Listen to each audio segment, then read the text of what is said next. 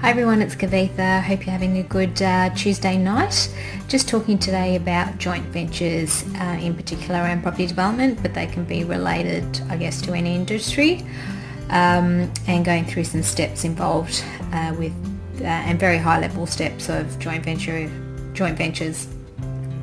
So one of the key items that I really recommend you do, and I'm talking more today as an investor, is that you go and do your due diligence on any other investors that are involved in the transaction or the project that you're doing, and also if you've got any technical project managers, for instance, that are involved in the joint venture, that you also find out more about them, go and see their projects, try and go on their sites and visit them even on their sites. I've walked many investors through projects I've done in the past, and they've even come out when I've met with builders to go through an update on a construction, so they can see how I operate as well. So just really important to know who you're working with, because a relationship is 2 to 3 years long depending on how big the project is. Just make sure you and testimonials are really good and really important, I think, if you can ask for those.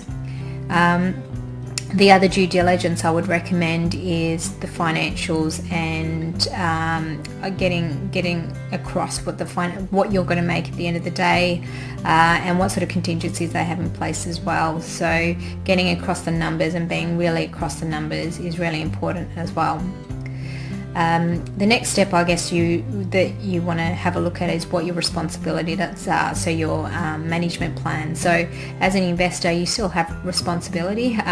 You obviously have to, you pay for a lot of the things, so being across how available you are, for instance, to make payments, sign paperwork, all of that sort of stuff. So just knowing what your responsibilities are, and obviously the project manager on a day-to-day needs to be able to manage a project to the best of their ability contractually, not even to the best of their ability to deliver the project in accordance with what's on the joint venture agreement, is really the responsibility for the project manager. And one of the other steps I'd recommend, and this is really for project managers as well as investors, is you always have a contingency plan. Things don't always go to plan. I've been in project management in various capacities, not just construction, for probably 15 to 20 years. I started when I was 5.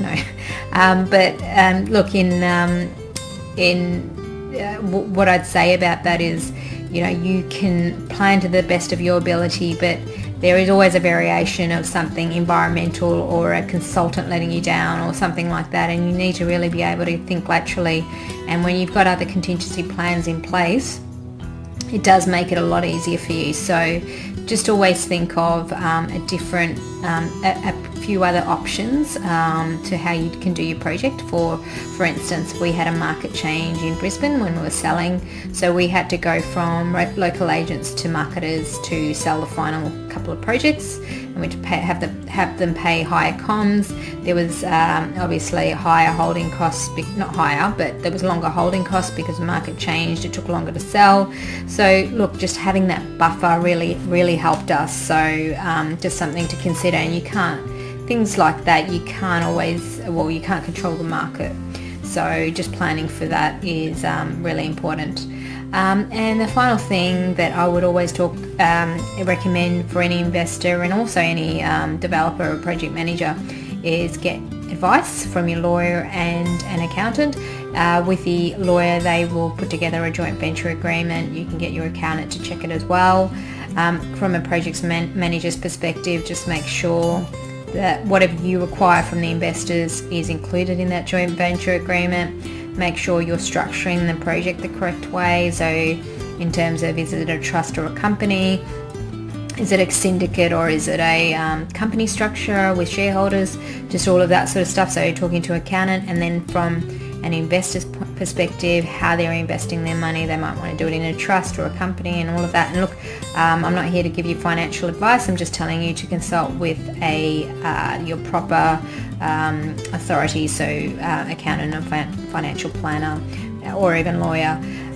Everything in terms of a joint venture agreement needs to be, everything that you're doing in terms of roles and responsibilities, the budget, the feasibility, all needs to form part of a joint venture agreement. You can term it whatever document you want, and it should be written by a lawyer. I wouldn't go through and try and put it together agreement myself. Always get a consulted a lawyer, and make sure it's all legally binding, and you're signing off on things like what happens if someone dies, what happens if someone gets divorced. And it's not the best clauses in there in terms of, you're trying to think of the worst, so it's but you want to also protect each of yourselves so that it's all airtight in there. So look, that's just an overview of what joint ventures are.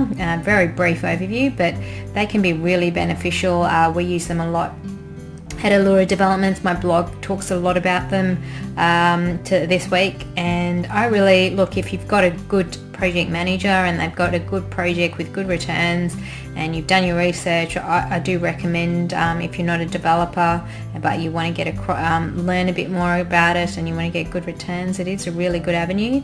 And then as a developer, it is an option for leveraging your own money if you're short on a development, to get other investors involved, or just entirely or majority of that you get funded by development by other investors, and you throw in a little bit. We've done a bit of everything, and it gets you to leverage your own cash flow as well. So, and I've actually become really good friends with a lot of my JV partners. So look, I think it can be a really good win-win scenario.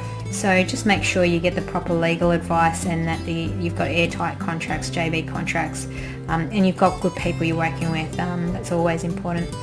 Anyway, hope you enjoyed my live feed today, and I'll be around for the next 30 minutes to take any questions. Thank you. Bye.